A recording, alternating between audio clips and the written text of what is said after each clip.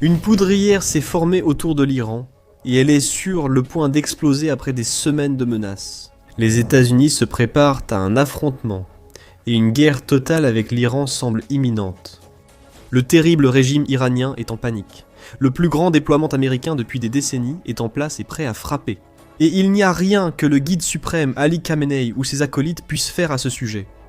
Le Royaume-Uni Defense Journal qualifie ce que nous voyons actuellement, autour de l'Iran, d'une poussée si puissante de l'activité militaire américaine qu'elle constitue le plus grand déploiement américain depuis la guerre du Golfe. Le rédacteur en chef du média, qu'il nomme simplement John, a fourni le résumé le plus complet possible sur son compte X Defense Geek, et les chiffres sont hallucinants. Le 16 février, les États-Unis ont déplacé de nombreux appareils de la base de la Royal Air Force à Lakenheath vers des positions autour de l'Iran pour pouvoir attaquer. Un énorme assortiment de F-35 Lightning a été déployé, avec John, qui en a compté 18 au total, se dirigeant vers le Moyen-Orient. Pour accompagner ces F-35, plusieurs KC-135T Stratotankers ont également été déployés. Ce sont en fait des stations de ravitaillement aérien qui permettent aux autres appareils américains de rester en vol plus longtemps avant de devoir atterrir pour se ravitailler. Des appareils E-3G Sentry ont aussi été envoyés vers l'Iran, probablement pour la collecte de renseignements et la reconnaissance. Tout cela a été accompli en une journée, et le 17 février a vu encore plus de mouvements. Des dizaines de F-16C Fighting Falcon ont été déplacés pour préparer l'opération en Iran, avec de nouveaux Sentry et Stratotankers. Les États-Unis ont également déplacé près d'une douzaine de leurs avions KC-46A Pegasus, qui sont des ravitailleurs similaires aux Stratotankers, ainsi qu'environ une demi-douzaine de F-22A Raptor, en ajoutant cela aux appareils déjà positionnés par les États-Unis près de l'Iran pour leurs deux porte-avions. Les groupes aéronavals, dont nous parlerons dans quelques minutes, constituent peut-être l'un des exemples les plus impressionnants de puissance aérienne jamais rassemblée, se dirigeant vers l'Iran, en seulement quelques jours. CNN donne plus de détails, notant que le repositionnement rapide des moyens aériens américains s'appuie sur ce que les États-Unis font depuis quelques semaines, depuis le 22 janvier selon la chaîne. Les États-Unis ont déplacé un avion de reconnaissance RC-135-SAIN vers l'une de leurs bases en Crète. Mais cet avion devrait traverser la mer Méditerranée, la Syrie et au moins l'Irak avant d'atteindre l'Iran. Un F-15 Eagle, un avion d'attaque ADX Warthog, un F-35 et un EA-18G, Growler spécialisé dans la guerre électronique, ont tous été déplacés vers la base Azraq en Jordanie. Un avion de reconnaissance P-8 à Poséidon est désormais en position à Bahreïn, tout comme un drone MQ-4C Triton aux Émirats Arabes Unis et en Arabie Saoudite. Les États-Unis disposent d'un autre Poséidon, d'un F-16, d'un Sentry et d'un avion de communication de champ de bataille U-11A BACN prêt à intervenir. C'est le plus grand déploiement de forces aériennes américaines au Moyen-Orient depuis des décennies, bien supérieur aux récentes opérations contre le Venezuela ou aux frappes de l'an dernier contre l'Iran. L'opération Midnight Hammer. L'expert militaire Preston Stewart analyse la situation actuelle près de l'Iran et précise que d'autres renforts pourraient arriver. Le déploiement là-bas se poursuit et je ne me souviens de rien de semblable depuis le début des années 2000, quand les États-Unis ont lancé leur guerre contre le terrorisme avec l'aide de l'OTAN. À la suite des attentats terroristes du 11 septembre 2001 contre le World Trade Center, il y a maintenant une chose qui manque à ce déploiement massif. Avant cela, nous n'avons pas évoqué l'aspect naval des actions des États-Unis. Les États-Unis ont non seulement déployé des appareils près de l'Iran, mais aussi instauré un blocus naval dans le golfe Persique. Dès lors, ils pourront intensifier leur puissance aérienne contre le régime iranien. Comme l'a rapporté la BBC le 16 février, il a été confirmé que l'USS Abraham Lincoln, qui est un porte-avions américain, navigue dans les eaux près de l'Iran, accompagné de son groupe aéronaval. Ce groupe comprend 3 destroyers, et le porte-avions lui-même abrite également 90 avions, dont encore plus de chasseurs F-35. Il sera rejoint par l'USS Gerald R. Ford, qui, selon France 24, se trouvait dans l'océan Atlantique, en route des Caraïbes vers le Moyen-Orient, le 19 février. Cela représentera encore un autre groupe aéronaval à proximité de l'Iran dans quelques jours, en plus des nombreux avions que ce porte-avions apporte dans l'équation. CNN fournit plus de détails avec une répartition de tous les moyens navals que les États-Unis rassemblent autour de l'Iran et où ils se trouvent. L'USS Abraham Lincoln se trouve dans la mer d'Arabie du Nord, où il est apparemment accompagné de 4 destroyers, plutôt que des 3 mentionnés par la BBC. Des FA-18, Super Hornet, des F-35, C Lightning II, des EA-18G Growler et des U-2 Hawkeye se trouvent sur ce porte-avions, ainsi que des hélicoptères de la marine MH-60 et MH-60R Seahawk. Dans la mer Rouge, l'USS Delbert D. Black, qui est un autre destroyer, est en patrouille. 2 navires de combat littoraux sont présents dans le golfe Persique, et les États-Unis ont déployé 2 destroyers et un autre navire de combat littoral dans le détroit d'Ormuz. Quant à l'USS Gerald R. Ford, il amène 3 destroyers supplémentaires dans la région, ainsi que sa flotte de FA-18, E Super Hornet, E-2 Hawkeye et E-18G Growler et l'avion cargo C-2A Greyhound. Tout comme l'USS Abraham Lincoln, l'USS Gerald R. Ford dispose également d'hélicoptères Seahawk de la marine. Ouf! Quand nous avons parlé d'un renforcement militaire massif, cela paraît désormais être un euphémisme. Ce n'est pas qu'une démonstration de force des États-Unis et de l'administration.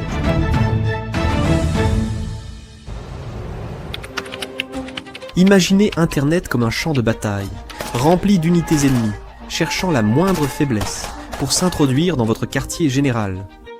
Dans ce quartier général, vous possédez des informations secrètes et confidentielles à protéger absolument. Imaginez pouvoir brouiller toutes les pistes menant à celui-ci et le rendre invisible. Vous le feriez, non? Nous aimerions remercier notre sponsor, Surfshark, dont le VPN garde vos informations en ligne privée et protégé contre les hackers et les acteurs malveillants. Lorsque vous naviguez sur un réseau public, il est très facile d'accéder directement à vos informations, comme les numéros de carte de crédit, les données confidentielles ou les informations personnelles. Surfshark VPN empêche cela de se produire et protège, ainsi que chiffre vos données personnelles en ligne. En plus de sécuriser votre navigation, Surfshark VPN permet d'accéder à des sites et services de streaming autrement bloqués par des restrictions géographiques. Et vous n'avez besoin d'installer qu'un seul abonnement sur tous vos appareils, sans aucune limite, pour commencer à naviguer en toute sécurité dès aujourd'hui. Allez sur surfshark.com/spectacle et bénéficiez d'une garantie de 30 jours sans risque, ou utilisez le code SPECTACLE lors du paiement pour obtenir 4 mois supplémentaires de Surfshark VPN. Ce que nous voyons ici, c'est un pays qui se prépare à un affrontement sérieux. Restez jusqu'à la fin, nous révélerons ce que cet affrontement signifie pour les États-Unis. Stewart souligne l'unique élément manquant à ce déploiement massif. En faisant une comparaison avec la guerre contre le terrorisme, il dit « Un élément notable qui manque. Si l'on veut comparer la situation actuelle à celle de 2003, ce sont les troupes au sol. On est loin d'avoir la même quantité de Marines et de soldats américains sur le terrain qui pourraient participer à une quelconque invasion terrestre de l'Iran. » Stewart a raison. Et l'absence de troupes américaines près de l'Iran ne devrait pas surprendre, même si les États-Unis ont menacé l'Iran. Les États-Unis ont toujours hésité à engager des troupes au sol contre l'Iran. À l'été 2025, lorsque les États-Unis ont lancé l'opération Midnight Hammer contre les installations nucléaires iraniennes, le vice-président J.D. Vance a affirmé que la guerre de l'Amérique visait le programme nucléaire iranien et non l'Iran lui-même. Il a précisé que les États-Unis ne voulaient pas envoyer de troupes au sol en Iran, préférant l'opération Midnight Hammer pour préparer de futures négociations nucléaires. Ces négociations en cours influencent déjà le renforcement militaire américain, avant même les discussions. Le secrétaire d'État Mike Pompeo a réitéré les affirmations de Vance de 2025 lors d'un rassemblement de dizaines de milliers d'Iraniens, exprimant leur volonté de renverser le régime de Khamenei. Cependant, Pompeo a aussi précisé que les États-Unis n'enverraient ni argent ni soldats en Iran. Pompeo a affirmé que le changement en Iran n'impliquait pas l'envoi de soldats américains. Eh bien, le message semble assez clair, pas de soldats. Reste à voir si cela pourrait changer ou non, alors que les États-Unis risquent clairement de s'enliser dans une guerre prolongée avec l'Iran. Si la stratégie initiale de l'Amérique, qui consiste à briser le régime iranien par une attaque aérienne massive, ne fonctionne pas, de son côté, l'Iran reste en retrait, en attendant de voir ce que feront les États-Unis. L'Iran se prépare aussi. Petite parenthèse, vous regardez The Military Show. Si vous n'êtes pas encore abonné, c'est le moment idéal pour vous assurer de continuer à voir nos vidéos. Quant à l'Iran, CNN rapporte que le pays se renforce en prévision de ce qu'il considère comme une attaque aérienne imminente des États-Unis. Plusieurs installations nucléaires du pays, dont certaines visées par l'opération Midnight Hammer, en 2025 sont préparées pour l'avenir. L'Iran recouvre ses sites de béton et de terre, ce qui suggère qu'il essaie de construire une sorte de bouclier pour empêcher les bombes et missiles américains de causer d'énormes dégâts.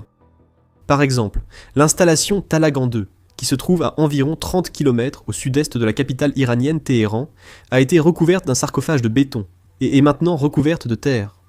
La cible sera plus difficile à atteindre, sans coordonnées précises pour les États-Unis. Et le béton pourrait suffire à arrêter toutes les bombes anti-bunker américaines, sauf les plus puissantes. Sur le plan offensif, le Wall Street Journal a déclaré le 18 février que le régime iranien déploie des forces à travers tout le pays et tente de disperser autant que possible l'autorité de prise de décision, ce qui lui permettra de maintenir son armée opérationnelle, même si les États-Unis frappent des commandants isolés. Des unités navales du corps des gardiens de la Révolution islamique, ou CGRI, ont également été déployées dans le détroit d'Ormuz, bien qu'il reste à voir si le CGRI dispose de moyens navals. Cela pourrait constituer de réelles menaces pour le navire de guerre américain envoyé dans ce détroit, d'autant plus qu'on estime le stock à 2000 missiles balistiques, et l'Iran dispose effectivement d'une certaine puissance de feu qu'il peut utiliser comme menace, si les négociations nucléaires échouent. Le problème de l'Iran est double. Les États-Unis ont bien plus de puissance de feu et semblent prêts à lancer une frappe. Pour ce dernier problème, le fait que les États-Unis frappent le plus rapidement possible réduit le temps dont dispose l'Iran pour se préparer à la guerre. Une frappe américaine rapide est envisageable, car des rumeurs indiquent que le déploiement des États-Unis pourrait entraîner le premier tir de la guerre dès le 21 février. C'est ce qu'affirme CNN, qui indique que la Maison-Blanche a déjà été informée que l'armée américaine pourrait être prête à mener une frappe dès ce week-end. Notamment après le déploiement des moyens aériens et navals observés ces derniers jours. Il n'y a, bien sûr, qu'un seul homme qui peut prendre la décision d'une frappe américaine ou non. Cet homme, c'est le président américain Donald Trump, et il a beaucoup d'éléments à prendre en compte avant de donner son feu vert. Vous le découvrirez si vous restez quelques minutes avec nous. Une grande partie de ce qui se passera pendant le week-end à venir sera déterminée par les progrès, ou leur absence, réalisés dans les négociations nucléaires en cours entre les États-Unis et l'Iran. Les négociateurs des deux parties ont communiqué pendant plus de 3 heures le 17 février lors de discussions indirectes à Genève, mais il ne semble rien être sorti de ces pourparlers. La porte-parole de la Maison-Blanche, Caroline Leavitt, prévoit que l'Iran détaillera sa position de négociation dans les semaines à venir. Cela pourrait toutefois ne pas être considéré comme suffisant. Leavitt a également souligné qu'elle n'allait pas fixer de délai au nom du président des États-Unis, et que la diplomatie reste la priorité de Trump même face à une éventuelle frappe ce week-end. En résumé, tout cela signifie que les États-Unis sont prêts à agir, mais Trump ne l'est peut-être pas. L'Iran pense aussi avoir plus de temps pour négocier un accord nucléaire avec les États-Unis que ne l'indique CNN.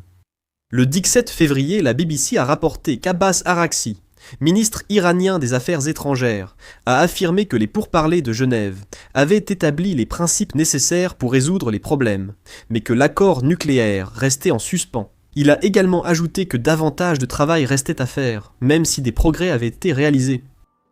La question est désormais de savoir si les États-Unis jugent les discussions passées suffisantes pour croire que l'Iran acceptera une version de l'accord nucléaire qui leur convient, ou si l'Iran cherche seulement à gagner du temps en faisant durer les négociations. Le temps est aussi précieux que de l'or pour l'Iran, chaque jour lui permettant de renforcer ses positions et déplacer ses actifs.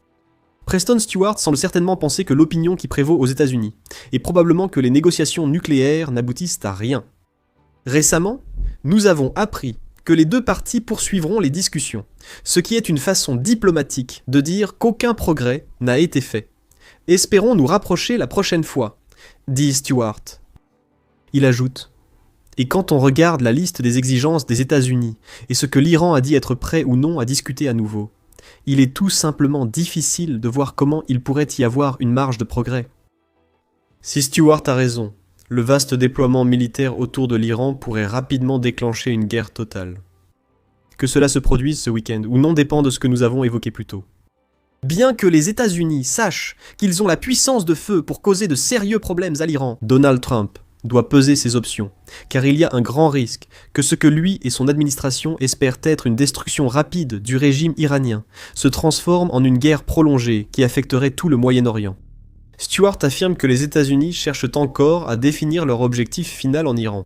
Veulent-ils seulement conclure l'accord nucléaire, ou les États-Unis souhaitent-ils renverser le régime de Khamenei et provoquer un changement majeur en Iran? C'est pour cela que plus de 36 500 manifestants sont morts. Les réponses à ces questions guideront la décision de Trump. Les États-Unis devront d'abord peser les avantages et inconvénients d'une guerre avant toute action. Ce week-end pourrait marquer le début d'une campagne de plusieurs semaines pour paralyser le régime iranien, selon des sources du Times of Israel. D'autres sources du Times of Israel estiment à 90% la probabilité d'une action militaire prochaine. Si cela se produit, l'un des avantages que Trump peut mettre en avant, du moins en ce qui concerne la puissance de la force déployée contre l'Iran, semble être que les États-Unis bénéficieraient du soutien d'Israël. Selon Al Jazeera, le président israélien Benjamin Netanyahou se considère comme aligné avec les États-Unis sur une stratégie visant à exercer une pression maximale sur l'Iran. Netanyahou aurait également dit à Trump que tout accord nucléaire signé serait inutile, ce qui suggère qu'Israël est prêt à se battre, peut-être même plus que les États-Unis. Cela signifie au moins que les États-Unis ont un allié, donc ils ne font pas tout eux-mêmes.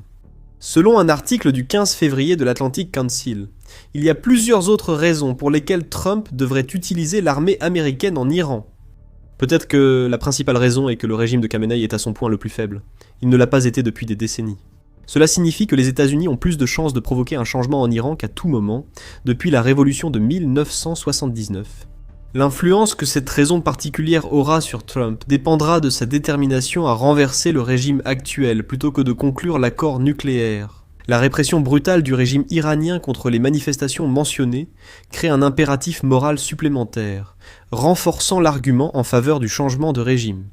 L'Atlantic Council estime que les États-Unis pourraient attaquer pour préserver leur crédibilité si le renforcement militaire ne donne pas les résultats escomptés lors des négociations nucléaires. Les réserves d'énergie de l'Iran et leur possible intégration aux marchés occidentaux en cas de changement de régime appuient aussi cette option. Cela donnerait aux États-Unis un intérêt direct dans le régime iranien, et donc une position plus forte au Moyen-Orient. Si les États-Unis gagnent la guerre et renversent le régime de Khamenei, la question du programme nucléaire iranien pourrait être définitivement réglée. Cela offre de nombreux avantages aux États-Unis pour entrer en guerre, ce qui pourrait suffire. Cependant, plusieurs autres médias ont noté qu'il existe un certain élément de risque lié à ce que les États-Unis prévoient de faire. Comme le souligne The National Interest, sans victoire rapide des États-Unis par leurs moyens aériens et navals, une guerre bien plus longue et incontrôlable pourrait suivre. L'Iran pourrait avoir la capacité de prolonger le conflit, surtout s'il adopte une stratégie asymétrique reposant sur l'utilisation de drones et sur la protection contre le pire des bombardements américains. Si les États-Unis cherchent à imposer un changement de régime plutôt qu'à utiliser la diplomatie de la canonnière pour obtenir un accord militaire, cela pourrait poser problème.